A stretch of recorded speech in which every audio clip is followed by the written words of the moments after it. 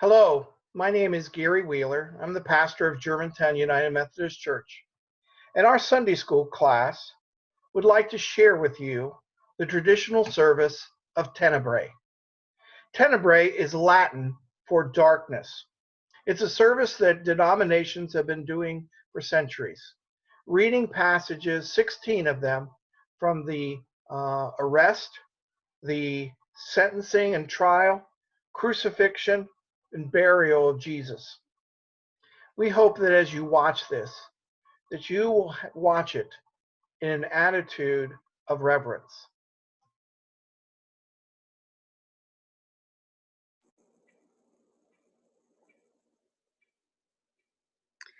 My name is Kathy Butler, and this is reading number 1. Judas betrayed Jesus. Jesus went forth with his disciples across the Kidron Valley, where there was a garden, which he and his disciples entered. Now Judas, who betrayed him, also knew the place, for Jesus often met there with his disciples. So Judas, procuring a band of soldiers and some officers from the chief priests and the Pharisees, went there with lanterns and torches and weapons. Then Jesus, knowing all that was to befall him, came forward and said to them, "Whom do you seek?" They answered him, "Jesus of Nazareth." Jesus said to them, "I am he." Judas, who betrayed him, was standing with them. When he said to them, "I am he," they drew back and fell to the ground. Again he asked them, "Who do you seek?" And they said, "Jesus of Nazareth." Jesus answered, "I told you that I am he. So if you seek me, let these men go." This was to fulfill the word which he had spoken, "I did not lose a single one of those whom you gave me." Then Simon Peter, having a sword, drew it and struck the high priest's slave and cut off his right ear. The slave's name was Malchus. Jesus said to Peter, "Put your sword into its sheath. Shall I not drink the cup which the Father has given me?"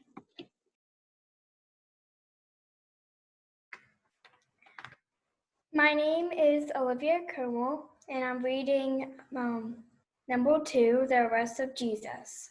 So the band of soldiers and the captain and the officers of Judean authorities seized Jesus and bound him. First they led him to Annas, for he was the father-in-law of Caiaphas, who was the high priest that year. It was Caiaphas who had given counsel to the religious authorities that it was expected that one man should die for the people.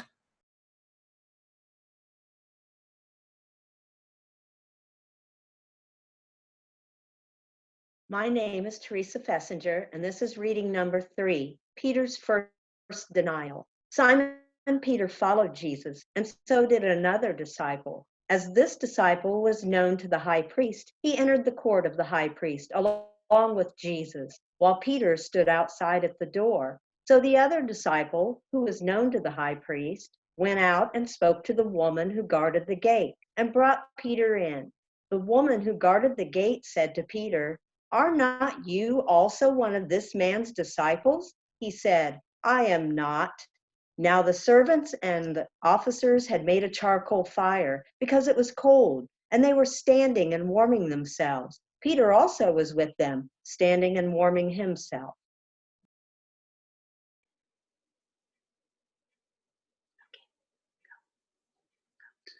My name is Ray Butler, and this is reading number 4, Jesus' trial before the high priest. The high priest then questioned Jesus about his disciples and his teaching. Jesus answered him, "I have spoken openly to the world. I have always taught in synagogues and in the temple where all Jewish people come together. I have said nothing secretly. Why do you ask me? Ask those who have heard me what I said to them. They know what I said."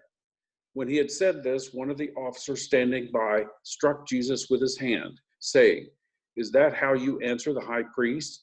Jesus answered him, "If I have spoken wrongly, bear witness to the wrong. But if I have spoken rightly, Why do you strike me?"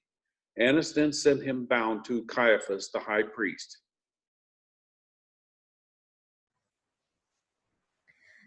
My name is Lila Comer, and this is reading number 5, Peter's second and third denials. Now Simon Peter was standing and warming himself. They said to him, "Are not you also one of his disciples?" He denied it and said, "I am not." One of the servants of the high priest, a kinsman of the man whose ear Peter had cut off, asked, "Did I not see you in the garden with him?" Peter again denied it, and at once the cock crowed.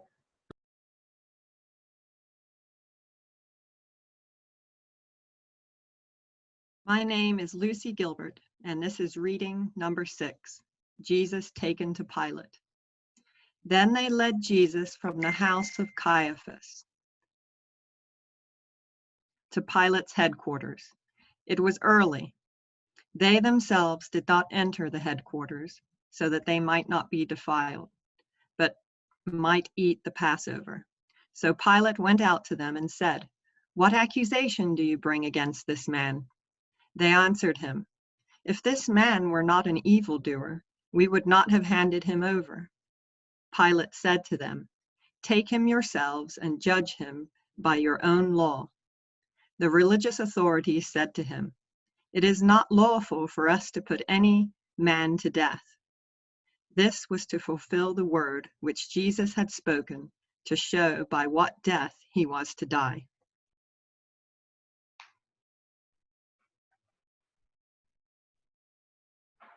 My name is Kristen Morris, and this is reading number 7, Pilate interrogates Jesus. Pilate entered the headquarters again and called Jesus and said to him, "Are you the king of the Jews?" Jesus answered, "Do you say this of your own accord, or did others say it to you about me?" Pilate answered, "Am I a Jew? Your own nation and the chief priests have handed you over to me. What have you done?" Jesus answered, "My kingship is not of this world. If my kingship were of this world, my servants would fight, that I may not be handed over to the religious authorities. But my kingship is not from the world." Pilate said to him, "So you are a king?" Jesus answered, "You say that I am a king. For this I was born, and for this I have come into the world, to bear witness to the truth. Everyone who is of the truth hears my voice." Pilate said to him, "What is truth?"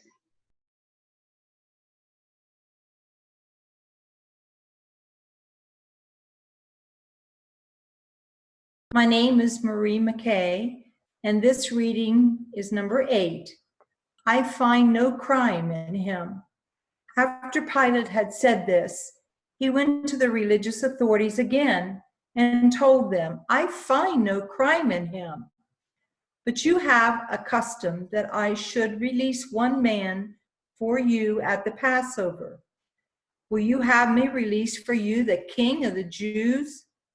They cried out again, "Not this man, but Barabbas." Now Barabbas was a robber.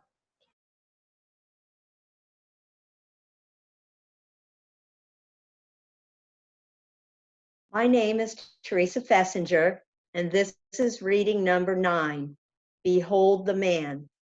Then Pilate took Jesus and scourged him, and the soldiers planted a crown of thorns and put it on his head, and arrayed him in a purple robe.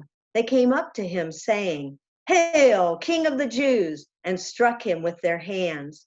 Pilate went out again and said to them, "See, I am bringing him out to you, that you may know that I find no crime in him." So Jesus came out, wearing the crown of thorns and the purple robe. Pilate said to them, "Behold the man!" When the chief priests and the officers saw him, they cried out, "Crucify him! Crucify him!" Pilate said to them, "Take him yourselves and crucify him, for I find no crime in him." The religious authorities answered him, "We have a law, and by that law he ought to die, because he has made himself the Son of God." When Pilate heard these words, He was the more afraid. He entered the head, but Jesus gave no answer. Pilate therefore said to him, "You will not speak to me? Do you not know that I have power to release you and power to crucify you?"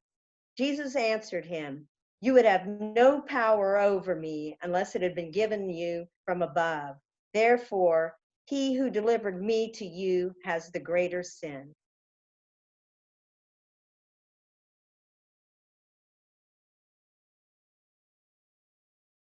My name is Myra Wheeler, and this is reading number 10. Pilate sentenced Jesus.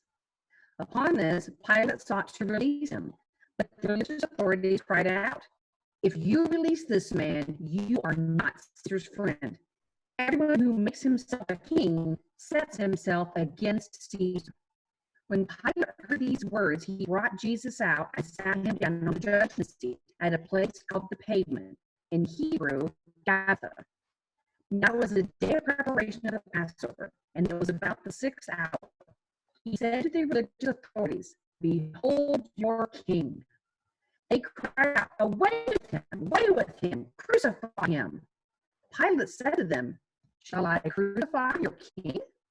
And the chief priests answered, "We have no king but Caesar." They handed him over to them to be crucified.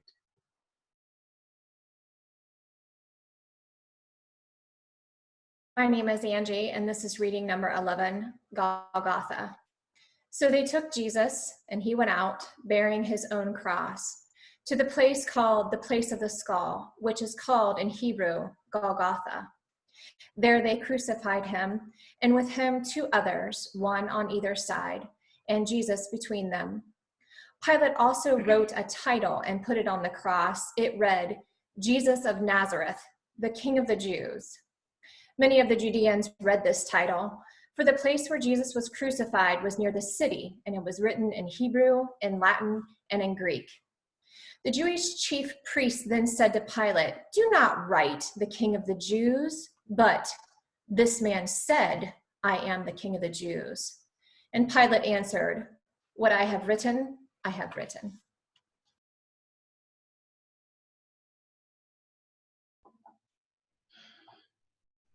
My name is Kristen Morris, and this is reading number 12. The soldiers gamble for Jesus' clothing. When the soldiers had crucified Jesus, they took his garments and made 4 parts, one for each soldier, also his tunic. But the tunic was without seam, woven from top to bottom. So they said to one another, "Let us not tear it, but cast lots for it, to see whose it shall be." This was to fulfill the scripture, "They parted my garments among them, and for my clothing they cast lots."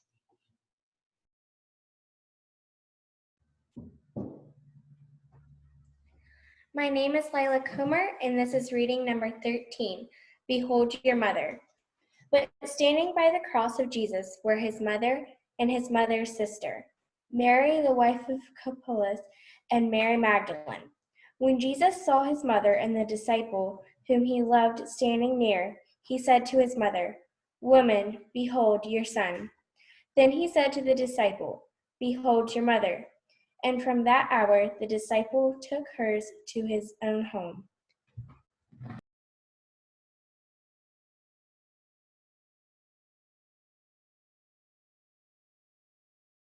My name is Joanne Weaver, and this is reading number 14. It is finished. After this, Jesus, knowing that all was now finished, said, to fulfill the scripture, "I thirst." A bowl of vinegar stood there, so they put a sponge full of the vinegar on hyssop, held it to his mouth. When Jesus had received the vinegar, he said, "It is finished." And he bowed his head and gave up his spirit.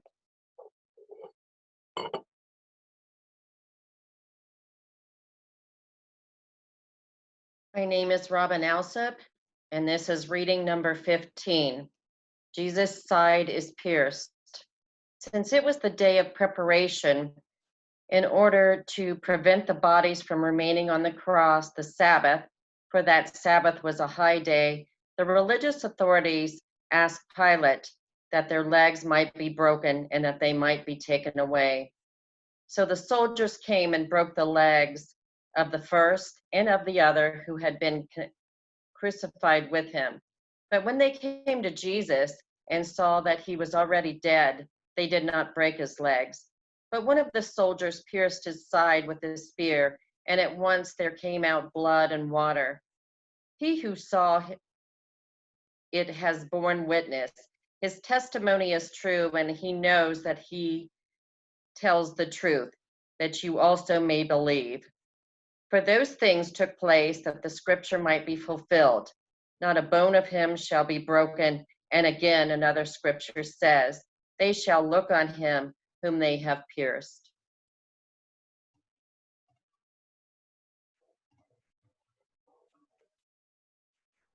My name is Gary Wheeler, and this is reading number 16, The Burial of Jesus.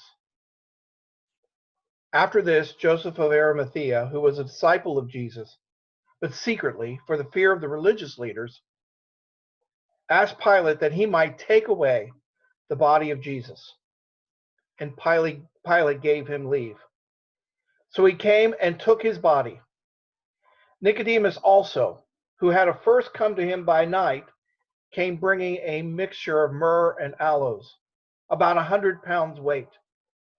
They took the body of Jesus and bound it in linen cloths with the spices, as is the burial custom of the Jews. Now in the place where he was crucified, there was a garden, and in the garden a new tomb where no one had been laid. So because of the Jewish day of preparation, as the tomb was close at hand, they laid Jesus there.